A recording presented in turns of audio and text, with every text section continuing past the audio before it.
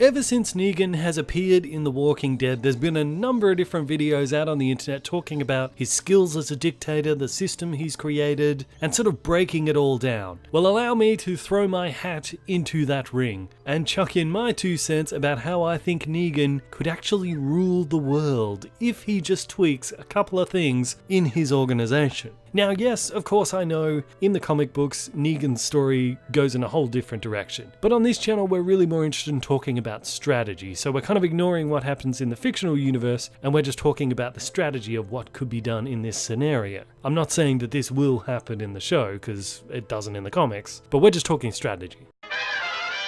When we look at different empires throughout history, all of them have ruled either by brutality or by benefit. Brutality for anyone who steps out of line, or people stay in line because it benefits them to do so. The very best empires have used a combination of both. Negan certainly has the brutality aspect down, there's no doubt about that. He sets very clear rules and he enforces them without exception. No exceptions!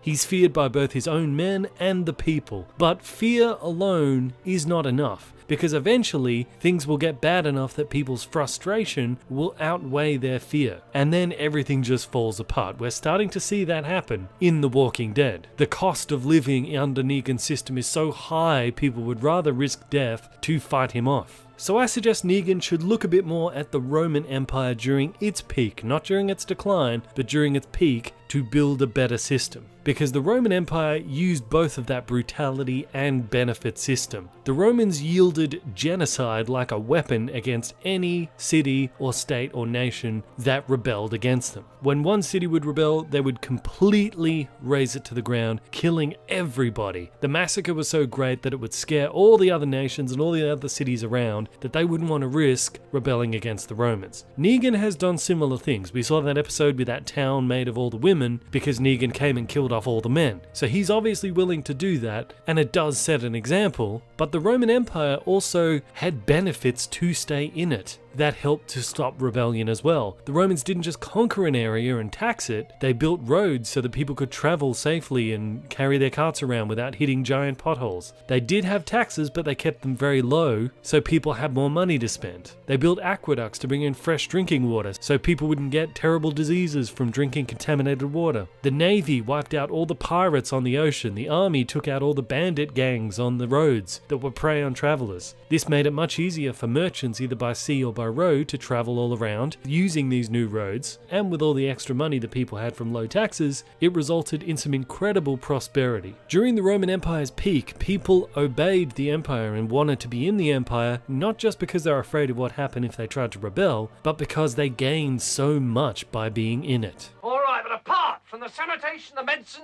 education, wine, public order, irrigation, roads, a fresh water system and public health, what have the Romans ever done for us? Brought peace?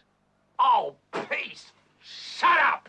Negan in the early days, according to the comics, did offer a lot of benefit to the people in it. He sort of started this empire of his by offering protection from walkers. He'd clear out areas around these settlements, and also protect these settlements from rival groups. That was certainly a valuable service in those early days, however now, the walkers, not so much a threat anymore. If somebody survived through the apocalypse till today, they generally know how to handle themselves against a walker. They don't need Negan to do it for them. And in terms of rival groups, there don't really seem to be any out there. In last season there was those wolves, but we haven't seen them since, whether Negan's killed them all off, or whether they've died out, or whether they've been incorporated into Negan's forces, or whether they just stay away from Negan's settlements because they know they can't take on his army. We don't know, but the point is, there's not really any rival groups posing a serious threat, and there's not really a huge threat from the walkers anymore. So I would suggest that Negan actually manufacture more walkers. Kind of in the same way that those wolves themselves had like an assembly line where they were creating walkers. He should always make sure there's a fresh supply of walkers to keep the threat level high enough that people still value his team's services in taking out the walkers.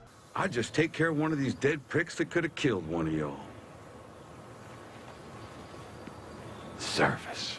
And if there's no rival groups out there, he should make one. Just get a bunch of his guys to dress up in a weird looking suit, pretend like they're a rival group, maybe do a raid here or there, and then he can ride in and pretend to be like, hey, Negan to the rescue. If there aren't real enemies out there, create them so that you at least create the illusion that you're still benefiting them. Also, he needs them to feel benefited materially. At the moment, he's taking half of all of their goods, so his taxes, as it were, is 50%. That's really, really high. There's a thing called the Laffer curve. And the idea of the Laffer curve is there's a certain point at which if the government raises taxes above that point, they actually get back less money. It's usually around 30%. Once taxes go above 30%, you actually get less money back because people go, why am I working so hard to make all this extra money if I have to just give it all over as taxes? I might as well work less and actually save more money. Or people find a way to just avoid paying taxes. With Negan's taxes at 50%, he's definitely not getting full benefit of all the resources he could be getting from these settlements. If he actually dropped taxes down to like 10%, he would actually get more back because this would encourage the communities to produce more because they get to keep more of what they produce. So he gets more and the communities are much more happy. See, if you're taxing 50%, people want to rebel because they don't want to pay that, but 10%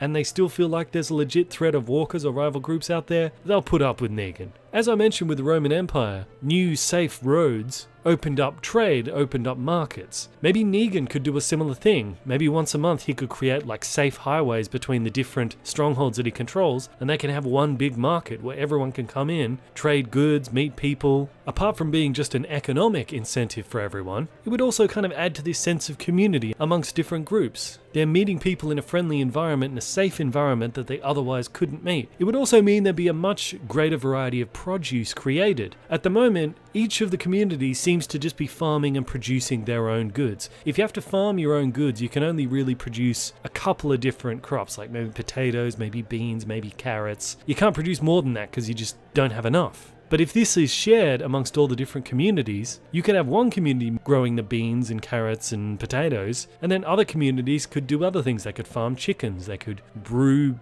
beer or moonshine or wine or create clothes. There's lots of different stuff other people could create. By allowing trade amongst different strongholds, Negan and all of the people would get a much bigger variety of produce that they otherwise wouldn't get. Even if you hate Negan, you would still want to be under his network because you couldn't have access to all these things if you weren't. The Romans also were famous for their gladiator arenas, their bread and circuses. They also kept the public entertained with other things so that they weren't just constantly thinking about how much they hated the guy that was in charge. Maybe if Negan used these monthly markets to also organize some kinds of like sporting events, doesn't have to be like gladiator things where they're killing each other, but maybe like different football teams from different strongholds. Like each town could have their own team and they'd all be cheering for their side to win. You know, those kinds of things are important to keep people happy. And if people are happy, they're not going to want to overthrow the leader. You know what else would be good for Negan to set up? Some kind of dating system amongst the different strongholds. I mean, if you're just stuck in one stronghold, your dating options are pretty limited. I mean, take Carl. Who's he gonna date? There's only really one girl there that when he gets older, he can actually date, and she's over in Hilltop now. So what's he gonna do? Who's he gonna date? But if there was like a dating system with the other communities, he could find a chick in the kingdom. There's probably a whole bunch over there. With these markets and sporting games and dating systems and safe roads and low taxes, all of these communities will grow more and more and more, and probably new communities would actually be asking to join so they could share in the prosperity. And if Negan coupled all of these new benefits with manufacturing more walkers and creating new rival groups out there, he could have that combination of brutality and benefit that we saw throughout the Roman Empire. When the Roman Empire fell, it was because through bad government, prosperity dried up because taxes went too high, and people started to rebel because being in the empire cost them more than being out of it. That's currently where Negan's empire is at, and if he institutes a few changes, he could turn the whole thing round and Negan could rule the world. Let me know what you think in the comment section below, and as I said at the beginning, I know that in the comic book series the story goes in a different direction, but we're talking more about strategy here. We're more interested in strategy on this channel. And if you want to check out more videos like this, you can click on the ones you see on the screen right here. I am Bandit, this is Bandit Incorporated. Until next time, I will see you guys in the comments.